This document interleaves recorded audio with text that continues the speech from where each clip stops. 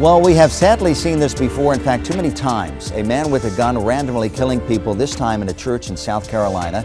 To discuss this tragedy and where we are right now as a nation when it comes to guns is Jackie Guzda, who continues to stick around here, and as well as Alain Sanders, who is also back.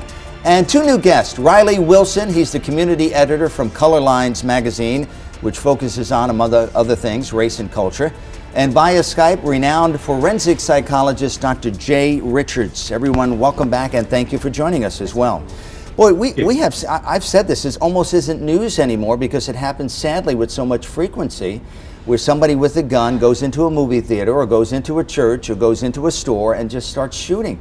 Where are we as a nation, and what is wrong here? What's the problem here? We're not taking action. Not on policy, not on the higher level. But look, every time one of these horrible shootings happen, we say this is the last one. Sandy Hook, 20 little kids. Nothing happened. We didn't. The NRA's very strong. People protect their guns. We might be in New York City, right, but outside of here, people want nothing more than protect those guns. But with that right is going to come these shootings. So as a nation, we have got to get together. I met somebody 2 nights ago. She lives in Colorado with her husband. She said her husband was hell-bent on constructing an assault rifle. She didn't know why, even he didn't know why, but he wanted to have one. And I know what you're talking about, the gun culture out west as opposed to the... in Connecticut. And Connecticut as well. This had a racial component, unfortunately. This gentleman, this young man was aiming specifically for African Americans. You're on you're on Color Lines magazine. Does this surprise you at all as a person of color as well? Yeah, I mean, yes, I'm a community editor for Color Lines, and no, it doesn't surprise me. I think that it definitely raises some very interesting points when it comes to the cultural implications and the systemic implications of racism in America, and specifically South Carolina. I'm actually from South Carolina. And one of the victims was actually my aunt's childhood teacher. And so this really hit home, but I think that we really have to step back and look at the situation. In South Carolina, there are certain systemic and cultural things that basically built the home for Dylann to basically foster that type of hate and then feel comfortable enough to execute it. Let's talk about that with psychologist Dr. Jay Richards. We found out this week that he came from a very abusive household, but even with an abusive household, I wonder if you can get into the mind of somebody like Dylann Roof and say, why in the world would he do something like this? Young man, his whole life in front of him. Well, I think this is another case, I suspect, of a young man who is developing a schizophrenic disorder. I believe that people who start developing these disorders, often with young men, it's around 20, 25, they are like the canaries in our society. They pick up the poisonous gases in our culture, and they over-respond to it. If we're paying attention, we'll know that he's picking up on racism and violence as key threats that people feel here in the United States, and unfortunately, he acted on this. So I think there's some evidence that he may be developing actual psychiatric syndrome of schizophrenia, and that he may have some of the characteristics of a psychopath, lack of feeling, that ability to sit in church and have a Bible discussion with people and then murder them without empathy at all. This is very unusual, and it sort of points to a psychiatric problem. Unless, of course, we find that he was embedded in some sort of racist cell, but I don't think that's come out. I think this is more in the area of fantasy, because he picks Rhodesia and apartheid South Africa as sort of like his banners. On the other hand, he's got the Dixie flag there, another banner of racism that he identified as racism, not that I have to. Well, let me stop you there for just a moment. I'm curious, Alan. Yeah. The last poll I saw, 93% of Americans want some sort of gun laws that prevent people who might have mental issues from getting a gun. I mean, that's 93% of America, Republicans and Democrats. But for some reason, we have this gridlock in Congress, and I wonder why we can't get this done. Aren't they representing us? It takes leadership, it takes courage, And of course, it takes the willingness to take on the National Rifle Association. It's impossible to have a reasonable discussion about guns with the National Rifle Association. And I think we need politicians who are willing to take them on, to have a reasonable discussion with the NRA, and to treat guns as one of the problems of our society. It's not the only problem. We have sick people. This person was obviously sick, and he might have done whatever he did, whether or not we had gun control legislation, or we don't know. But he had easy access to a gun, and if he had had harder access to a gun, perhaps he might not have done what he did. So we need courage, we need leadership, and we need people with money to fund a reasonable debate about guns. Now, we mentioned the Second Amendment, and it's important, obviously, but, you know, it's difficult for a kid to buy cigarettes if he's under the age of 18, or even alcohol, but for some reason, guns is wide open. I read as well this week that the NRA, the head of the NRA, and Riley, I want to address this to you, said it would not have happened if one of the people that was killed in that church, who was a state legislator, had voted for people to allow bring concealed weapons into church. Now, for some people that sounds ludicrous. What do you think when you hear that argument? If somebody was packing, it would not have happened. I think it's taken away from what the real issue is, and I think the real issue is a cultural and a systemic perpetuation of racism.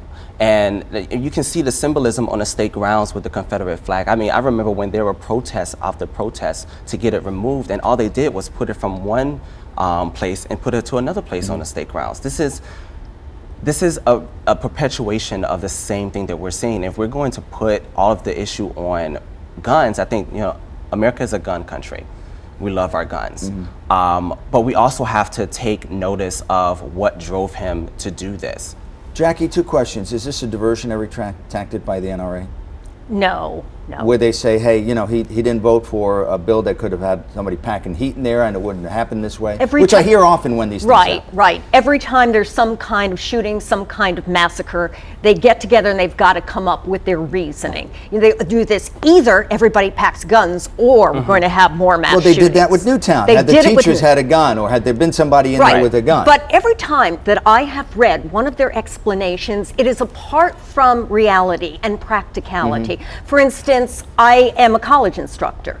They said what college instructors can do, they can have guns that are hidden away, and then if somebody shoots, you walk over, you put your fingers there, it recognizes your fingerprints, already I'm dead, and then you go pow, pow, and you shoot him, put it back in your garter, and continue with your lesson. It's apart from reality. We can't have one of these Wild West shootouts. What it says, I mean, if I want to believe it, fine. Everybody, you know, everybody's happy and safe. But in practicality, it's not going to happen. You're going to have more violence, and the statistics prove that. You will have more violence the more people are armed. All right, so let's go to psychologist Dr. Jay Riches for a moment. Take me into the psychology of the gun culture. Why does this continue to happen, and why can't we address this problem, Doctor? Well, the underlying issue is fear. And I think that this case really strikes to the heart of the issue, because America, I believe, has a fascination with guns because of its racial composition. There's the sense of white America being under siege, needing to protect themselves. Originally, that was from Native Americans, and then the slaves that were here who outnumbered whites. That historical analysis, I think, is, it's sweeping, but there's a lot of psychological data that shows it. We now have studies that show people's unconscious reactions to people of other races, and those studies show that white Americans associate African Americans with guns and weapons. They're more likely to see an African American who's holding a wallet as holding a gun. They're more ready to shoot an African American in a simulated game than they would a white with a weapon. Shoot an African American without a weapon. And we've seen that before. Enough, the average citizen is more likely to shoot an African American in those video simulations than a white police officer they have better skills at differentiating these things. They're more restrained than the average citizen. And that's a discussion for another show, because we've seen that again and again. In Baltimore, we've seen it with the gentleman who was shot in the back by the police officer on a routine traffic stop. With Trayvon Martin, when he was just holding, Exactly right. Again, as a person of color, you must see these things and say, when does it end? It ends when we can continue, or when we actually are real with ourselves of how racism has influenced our laws, our policies, and the way we interact with each other. And I see a lot of it in the commentary on our social media pages. Mm-hmm. I mean, what are they saying? Well, they're basically saying that people are insensitive to black bodies being shot point blankly over a little boy playing in a park with a toy gun. In Cleveland. Was he shooting anyone? Was he killing anyone? No. Trayvon Martin walking home after getting Skittles and a tea. Was he hurting anyone? He was by himself. So I think that it questions where are we as a society, and the fact that we don't really value black people the way we say that we do.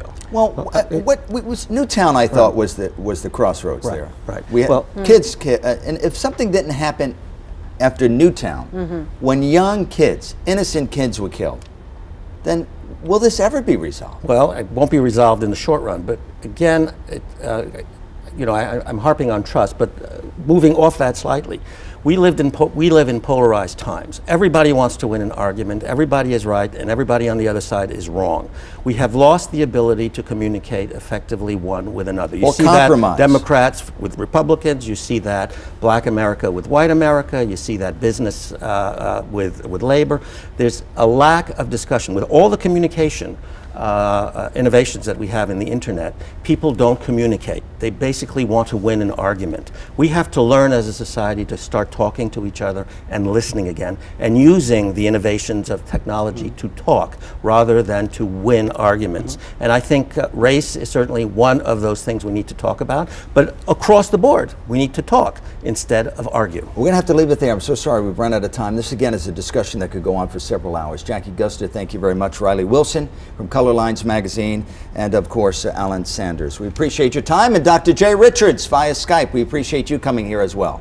Thanks to all of us, all of you, for joining us, and a very happy Father's Day weekend if it applies to you. We'll see you next time.